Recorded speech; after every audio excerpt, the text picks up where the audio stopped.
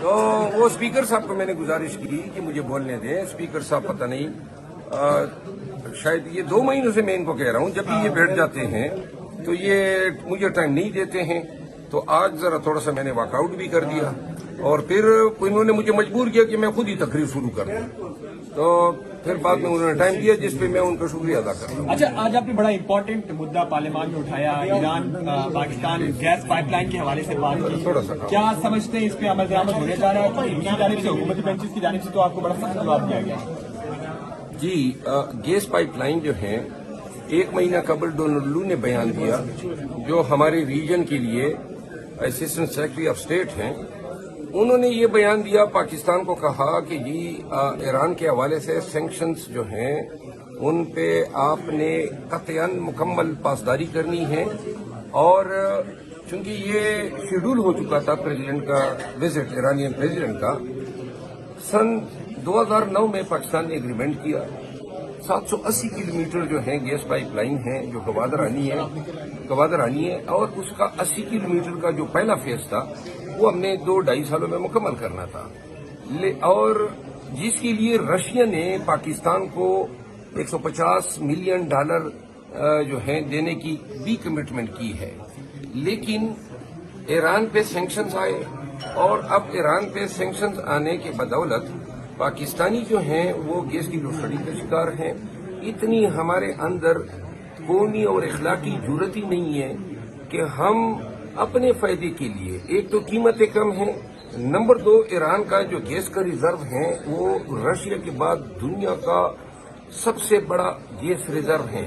ہمارا جو gas reserve ہے پاکستان کا وہ ہمارے 12 سال سے زیادہ ہماری ضروریات کو پورا نہیں کر سکتا. اور جس بے دردی سے ہم گیس کے وسائل کو خرچ کر رہے ہیں، آبادی بڑھ رہی ہے، ضروریات بڑھ رہی ہیں، انڈسٹری کی تقاضے بڑھ رہے ہیں، تو یہ 12 سال بھی پورا نہیں ہو پائے گا. این ممکن ہے کہ ایک وقت ایسا آئے کہ پاکستانی 7-8 سال کے بعد گیس سے محروم رہے. آج فیز 1 پہ جو کاسٹ آنے ہیں وہ 2009 میں اس کا 1/3 آنے تھے. اب ایرانین پریزیڈنٹ آیا، امریکہ نے کہا ہوا ہے، جو یہ حکومت ہے امریکن کی باجگزار ہیں، امریکن کی تفیلی ہے اور امریکن کی بلیسنگ سے بنی ہے. اس حکومت کو کہا گیا ہے کہ چائنا، رشیا اور ایران پاکستان کے ڈکشنری میں کہیں نہیں ہونے چاہیے. تو لہذا صدر ایران آئے، بتایا گیا کہ فلاں نے وصول کیا، فلاں پیرے، فلاں نے کانا کیا. اصل بات یہ پاکستانی یہ سننا چاہتے ہیں کہ آپ نے گیس پائپ لائن پہ بات کیوں نہیں کی. چاہیے تو یہ تھا کہ دونوں وزیر اعظم اور صدر ایران یہ اکٹھے بیٹھ کے پاکستانیوں کو بتاتے کہ ہم نے یہ پروگریس کر لی ہے. ایرانی پارلیمنٹ نے 2 ہفتے قبل اپنی گورنمنٹ پہ پریشر ڈالا ہے کہ 2024 مارچ جو گزر چکی ہے، انہوں نے پاکستان نے امپلیمنٹ نہیں کیا اس ایگریمنٹ کو. تو لہذا ہمارے ذمہ $17-18 بلین انٹرنیشنل آربیٹریشن میں اگر وہ ہمیں کھینچ کے لے گئے تو ہمیں جرمانہ ادا کرنا پڑے گا. باجوہ صاحب یہ بتائیے کہ باجوہ صاحب نے یہ کہا کہ باجوہ صاحب نے قسم اٹھا کے کہا ہے کہ وہ جو چیئرمین عمران خان کا رجیم چینج کرنے میں ان کا کوئی رول نہیں تھا اور ساتھ ساتھ نواز شریف کو جو باہر بھیجا گیا تھا ان کا کوئی رول نہیں تھا. تو باجوہ صاحب قسم اٹھا رہے ہیں کہ عمران خان کی جو حکومت چینج ہوئی ہے اس میں ان کا کوئی رول نہیں تھا. اس حوالے سے کیا اسٹیٹمنٹ دیں گے؟ باجوہ صاحب جو ہیں وہ اگر خانہ کعبے میں کھڑے ہو کے قرآن کریم پر بھی ہاتھ رکھ دیں تو باجوہ جو ہیں اس نے اس ملک کے ساتھ غداری کی ہے. باجوہ نے اس ملک کو تباہی کے راستے پہ ڈالا ہے. باجوہ ریجیم چینج کا مین آرکیٹیکٹ ہیں اور قرآن دینے سے اس کے وہ عوامل تو پوشیدہ نہیں ہوتے ہیں جو اپنے دور میں بحیثیت آرمی چیف اس نے عمران خان کی حکومت کو گرانے کے لیے ادا کیے. سب کچھ اس کے دور میں ہوا. مولانا فضل الرحمان صاحب جو ہیں آن ریکارڈ اس کا اقرار کر چکے ہیں. پیپل پارٹی، MQM، تمام جو مہرے تھے اور کردار ہیں انہوں نے اس ببانگیدہ اس کا اقرار کیا ہوا ہے کہ سب کیا درا جو تھا وہ اس وقت کی اسٹیبلشمنٹ کے سربراہ باجوہ کا تھا. شیر افضل مروت صاحب خان صاحب جیل کے اندر سے بار بار یہ بات کہہ چکے ہیں کہ شیر افضل خان مروت جو ہے پبلک اکاؤنٹس کمیٹی کے چیئرمین ہوں گے PTI کی جانب سے، لیکن अभी तक इस हवाले से नोटिफिकेशन जारी नहीं किया गया। गुज़श्ता रात से ये ट्वीट्स भी आ रही हैं कि शायद हुकूमत ये नहीं चाह रही, तो असल में कौन नहीं चाह रहा आपके ख्याल में? ये जो ट्वीट्स जो लगाए गए हैं और इससे पहले भी खबरें आई, मैं आपको एक चीज की तस्दीक करता हूं कि आज से 7 दिन कबल पाकिस्तान तहरीक इंसाफ के कुछ दोस्त गए, खान साहब से जेल में मिले और उन्होंने खान को ये कहा कि स्पीकर साहब ने उनको बताया है कि PMLN को शेर अफजल खान मरबत कबूल नहीं है।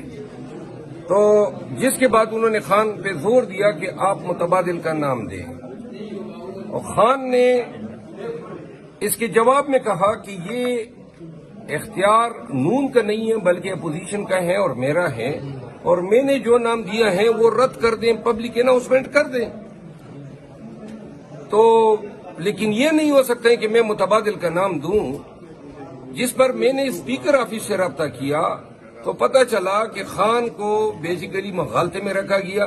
स्पीकर ने इसकी तरदीद की है कि मैंने किसी को ये कहा हो, क्योंकि ये इख्तियार स्पीकर का है और ये 2008, 2013, 2018 ये तीनों असेंबलियों में अपोजिशन को ये ट्रेडिशन डेवलप हुई कि ये अपोजिशन जो है इसको नामजद करेगी।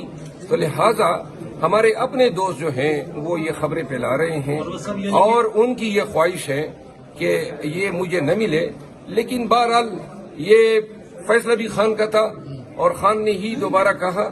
आज मैं फिर इसकी तस्दीक करता हूं कि नून की तरफ से ऐसी कोई बात नहीं हुई है। वो हमारे आप नहीं, उनका ख्याल ये था, उनका ख्याल ये था कि खान मुतबादिल का नाम दे देगा और फिर वो जनाब इसी मुतबादिल के नाम को चलाएंगे। लोग पार्टी से हैं, वो आपकी पार्टी? जी, हमारे पार्टी के। अभी ईरानी सदर यहाँ पर पाकिस्तान पहुंचे तो उन्हें रिसीव करने वो पीरजादा साहब गए, जबकि जब सऊदी वजीर खारजा यहाँ पर पहुंचे तो उन्हें रिसीव करने के लिए पाकिस्तान के वजीर खारजा गए थे। ज़ाहिर कुछ चीजें रवायती होती हैं, आपके समझ से ऐसा क्यों हो रहा है कि जब ईरानियन प्रेसिडेंट आ रहे हैं तो उन्हें काम नजीर जाकर रिसीव कर रहे हैं, जबकि जब ईरानी सऊदी वजीर खारजा आ रहे हैं तो देखिए, ये मुझे इल्म नहीं है। पाकिस्तान के मुख्तलिफ ममालिक के साथ प्रोटोकॉल के मेयार मुख्तलिफ हैं। अगर पाकिस्तानी सदर को वहां पे भी इसी तरह का वजीर रिसीव करता है तो पाकिस्तान भी जवाब में ऐसे ही रद्द अमल दिखाता है। इस हवाले से मैं नहीं कह सकता हूं कि पाकिस्तान की जब डेलीगेशन गई थी, खान साहब गए थे या इससे पहले शहबाज शरीफ गए थे, तो उनको वहां पे किसने रिसीव किया था। लेकिन प्रोटोकॉल के अपने मेयार हैं, स्टैंडर्ड हैं, इस पे मुझे चूंकि इल्म नहीं है। शेर अफजल मरवत साहब, जनरल बाजवा साहब ने 2 सीनियर साफियों से बातचीत की। शाकिर अब्बासी साहब की बात को आगे करूंगा। उन्होंने 3 बातें कही हैं कि मैंने नवाज शरीफ को लंदन नहीं भेजा, तीसरी बार मैंने एक्सटेंशन नहीं मांगी, और ये कहा कि मैंने कोई रिजीम चेंज में मेरा ये साजिश नहीं है। ये बताएं कि उन्होंने कुरान मजीद पे हाथ रखा है, अपनी माँ की कब्र की कसम खाई है। इमरान खान साहब भी इस तरह का कर सकते हैं कि उनके पास ये जो नहीं, मैं कुरान मजीद की बात कर रहा हूँ, उन्होंने कुरान मजीद की बात की, खान साहब ऐसे कर सकते हैं? यानी अगर वो ये कहते हैं कि नवाज शरीफ को उन्होंने 2019 में नहीं भिजवाया तो फिर क्या खान साहब ने भिजवाया था? 2 ही ताकतें थी। वो तो यही कह रहे हैं। सुने ना जी, 2 ही ताकतें थी उस वक्त।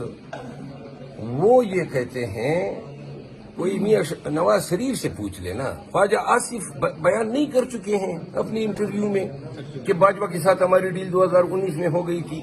दूसरी बात ये है, 3 बातें इन्होंने कही, तीनों झूठी हैं।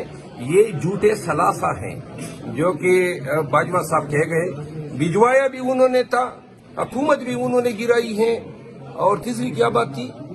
एक्सटेंशन किसी दफा नहीं मांगी। एक्सटेंशन जो है वो आप नून के लोगों से पूछ लें। एक्सटेंशन के पीछे तो ये मरा जा रहा था। अच्छा, दौरा कराची आपने किया, किस तरह का दौरा रहा? हमने देखा कि आगे आगे आप पीछे पीछे पुलिस है, नादिर अली से भी आपकी मुलाकात हुई। ओवरऑल कैसा था आपका ये विजिट? हमारे सारे विजिट ऐसे होते हैं, हम आगे पुलिस पीछे।